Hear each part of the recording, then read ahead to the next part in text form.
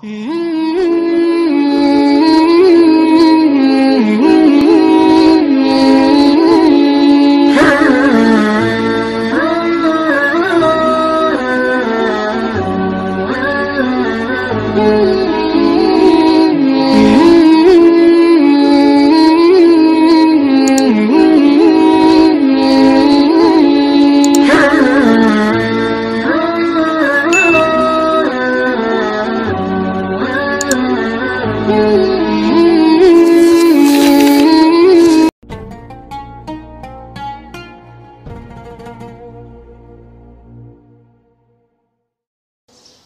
tomak itu ibarat kayak anjing. Anjing itu kamu kasih makan ya tetap melet, menjulur-julurkan lidahnya, kamu ndak ya ndak.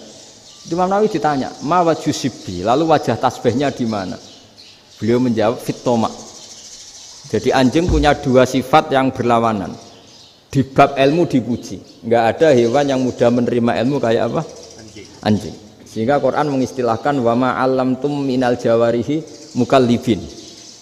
Hewan yang mudah diajari itu oleh Quran dibahasakan sudah menganjing. Karena anjing adalah hewan yang paling mudah apa? Diajarin. Itu diakui oleh Quran. Wa ma 'allamtum minal jawarihi mukallibin. Tapi dia punya sifat yang sangat buruk sekali, yaitu enggak pernah puas. Makanya ketika Bal'am bin Ba'ura, ada tokoh yang kedonyan ya. Itu kalau diistilahkan Quran walakinnahu akhlada ilal ardi wattaba'a hawa. Famasaluhu kamatsalil kalbi in tahmil 'alaihi yalhas aw tatrukhu yalhas. Jadi anjing punya dua sifat yang berlawanan. Di bab ilmu dipuji karena paling mudah diajarin. Itu saya pernah ke Malaysia, diceritain sama polisi Malaysia. Anjing itu saking cerdasnya itu bisa deteksi CD palsu sama CD bajakan, asli sama bajakan. Itu kan enggak kebayang. Kalau narkoba mungkin masih ada bau khusus ya. Atau mesiu atau bom masih ada bau khusus. Ini enggak. Anjing itu dilatih ngecek CD yang asli sama yang palsu. Wah itu kebablas itu pinternya itu. Itu harganya itu 1 miliar lebih. Paling mahal. Jadi mungkin bisa deteksi ini dosen betul apa abal-abal itu bisa. Itu kiai betul apa kiai pesanan itu mungkin bisa. Itu saya punya kitab namanya Al-Hayawanul Kubro. Itu cerita prestasi-prestasi hewan. Itu yang berkuras-kuras sampai berjilid-jilid. Itu ya cerita anjing. Nggak ada hewan sebaik anjing. Di bab itu ya, di bab sampai ya tadi. Ada anjing yang sangat loyal sama majikannya. Loyalnya Masya Allah, sopannya Masya Allah.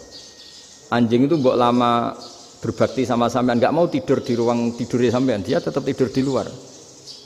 Corong Jawa nggak ngelama. Suatu saat si raja ini minum, wisata minum. Pas mau minum diterjang sama anjingnya sampai tumpah. Kecewanya raja ini itu karena selama ini anjingnya sopan sekali. Sekedar ganggu di ruangannya nggak pernah, malah ini mau minum, minuman yang disukai diterjang anjingnya tumpah. Marah kan anjingnya di mana? Ternyata apa? Minuman itu anjing ini tahu kalau minuman itu beracun, diracuni oleh musuhnya. Itu saking hebatnya anjing sampai ketika ngawal rajanya itu tidak sekedar ada penjahat atau maling. Bahkan trik-trik kayak minumannya diracun oleh orang lain itu anjingnya tahu. Sehingga pas mau diminum diterjang sampai terus supaya nggak keminum. Makanya Quran istilahkan anjing itu apa? Wa ma 'allamtum minal jawarihi mukallibin. Hewan piaraan yang kamu ajarin nanti sampai sepinter anjing. Makanya Ashabul Kahfi itu ketika ngajak anjing tadi, beliau tidur, anjing itu tidurnya bil wasit, wakal buhum basitun zira'aihi bil wasit. Jadi dia tidur dalam posisi siaga.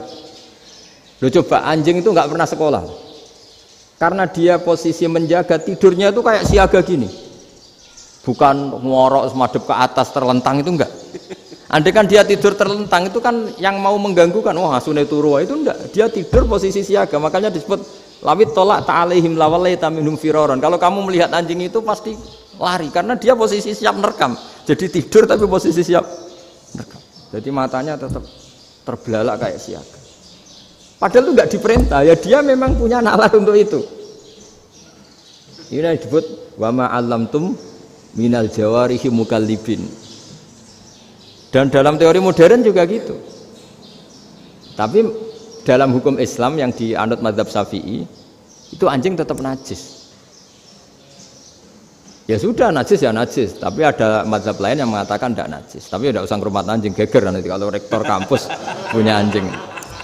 Tapi ilmu itu bagus untuk kelangenan kadang. Andai kan tidak ada mazhab Malik, maka kita kesulitan menceritakan Ashabul Kahfi yang hewan piaraannya itu anjing. Tapi misalnya anjing disucikan, kita juga nanti susah menjelaskan hadis Nabi malaikat itu tidak masuk rumah yang di situ ada apa? Anjing. Maka ilmu itu, makanya kata Imam Sa'roni, sebagian ilmu itu memang kelangenan, tapi nggak boleh jadi praktek. Tapi harus ada. Misalnya begini, contoh paling gampang. Api dalam mazhab Syafi'i kan alat pensuci hanya dua, air dan tanah. Ya saya ulang lagi, air dan tanah, yaitu tanah untuk mensucikan najis anjing. Imam Abu Hanifah menambahkan api. Mazhab Syafi'i itu agak kesulitan ketika ada batu bata dibikin dari tanah-tanah yang bercampur kotoran.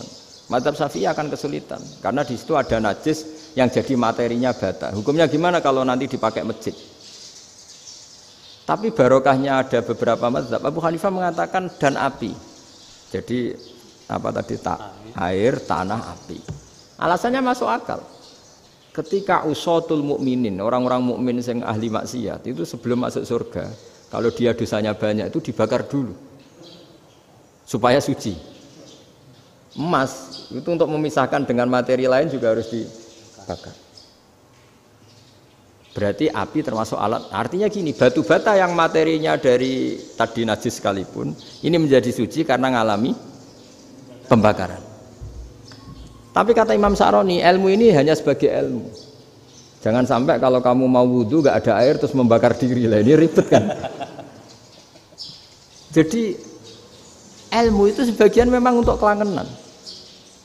Karena kita butuh. Andai kan tidak ada mazhab Abu Hanifah, maka kita akan kesulitan pakai bata. Yang kita tahu cara bikinnya kadang di tempat yang kotor, di tempat yang najis. Tapi karena ini ngalami dibakar, maka hukumnya suci menurut mazhab Abu Hanifah. Dan itu sering. Ulama itu sampai apa? Saya punya kitab fikih namanya Fardul Masail. Pengandaian ada masalah. Jadi masalah itu belum terjadi tapi diandaikan. Misalnya kayak di Texas. Bumi itu bulat bola. Texas itu kalau dibor itu pas Ka'bah. Lalu kiblatnya di mana? Bumi ini kan hanya rubuk-rubuk seperempat. Yang ada arah itu seperempat. Tapi kalau Ka'bah itu sama Texas atau Texas dengan Ka'bah itu lalu kiblatnya mana? Wong sudah bebas arah. Maka ilmu mengatakan mara'ahul muslimuna hasanan fawa indahu hasanun. Kamu jangan nuruti ilmu hakikat tapi nuruti mindset. Kalau mainstreamnya orang banyak seperti itu, mindsetnya orang sana misalnya Ka'bah sana ya ikut sana. Tapi ini tidak mewakili hakikat karena kalau yang 380 derajat itu kan terus ribet. Makanya ini kesulitan di bab-bab fikih. Ya saya ulang lagi, kesulitan di bab-bab fikih. Makanya fikih itu selalu bicara misalnya gini, ada orang sholat. Saya ulang lagi. Setelah salam pertama dia kentut, itu sholatnya batal apa enggak? Itu lama berdebat. Yang dikatakan rukun sholat itu salam pertama. Sehingga orang kalau sudah salam pertama, maka sudah keluar dari sholat. Maka kalau kentut enggak apa-apa, wong yang keluar dari sholat itu salam pertama. Tapi lalu pertanyaannya, kenapa Nabi salam 2 kali? Lalu yang kedua gunanya apa?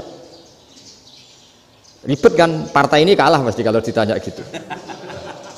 Tapi kalau ditanya dibalik, sholat itu satu ibadah yang dimulai dengan takbir, yang diakhiri dengan salam. Berarti salam pertama itu pengakhir apa nunggu salam kedua?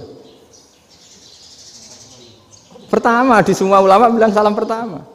Kalau salam pertama sudah pengakhir, berarti pembatalan setelah itu nggak punya efek, nggak punya akibat. Itu kan ribet, debat fikih itu memang ribet. Fikih itu memang senam otak karena pertanyaannya mirip-mirip seperti itu. Nah, sampean milih mana? Milih salam pertama apa salam kedua? Pasti ulama milih salam pertama. Jadi anehnya fikih itu di situ. Misalnya orang mati, takbir itu berapa kali? 4 kali. Andai kan takbir 5 kali itu batal apa enggak? Satu ulama mengatakan 5 kali itu batal. Karena rukunnya sholat jenazah itu takbir 4 kali. Berhubung ini rukun, kalau nambahi ke 5, berarti menambahkan rukun. Kayak kamu sholat, rukuk 2 kali kan batal. Sujud 3 kali, batal. Karena menambahkan apa? Rukun. Berarti kalau takbir 5 kali, batal.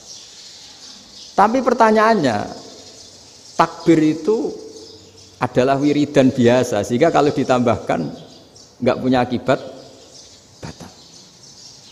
Jadi perdebatan ulama itu kadang ya lucu. Kayak kemarin Pak Haris pas pertama bertamu ke sini mau ngundang saya, tak ceritain. Dulu sholat jenazah itu pasti mayat di depan. Karena lazimnya sholat jenazah itu mayat di depan. Tapi mulai dulu ulama sudah berpendapat, andai kan jenazahnya di belakang pun tetap sah. Fa innal janazah laisat bi imamin. Karena jenazah itu tidak imam. Kenapa harus di depan? Oh, tidak imam kok harus di depan.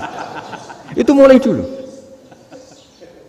Sehingga ketika Arab Saudi pernah mengalami tragedi, ada orang yang dibungkus kayak mayit, ternyata senjata. Setelah di dekat Ka'bah dipakai. Dulu tragedi tahun berapa itu? Pokoknya pernah ada tragedi itu. Semenjak itu Arab Saudi kalau ada orang mati tetap di kamar mayit, terus ada sholat jenazah. Padahal mayitnya di belakang yang jamaah. Jadi meskipun kita tidak akan bikin ajaran baru jenazah di belakang, ya tidak keren, kasihan kan. Tetap biasanya di depan ya di depan. Tapi meskipun jenazah ini di depan, kita tetap berpendapat, andai kan di belakang tetap sah, tapi nggak usah dipraktekkan. Nah, pentingnya ilmu ini begini. Saya misalnya di Rembang, boleh nggak nyolati ghaib jenazah yang di Surabaya? Boleh kan? Padahal yang kita solati di belakang. Jadi ilmu itu penting. Cocok tidak cocok, nama ilmu itu penting.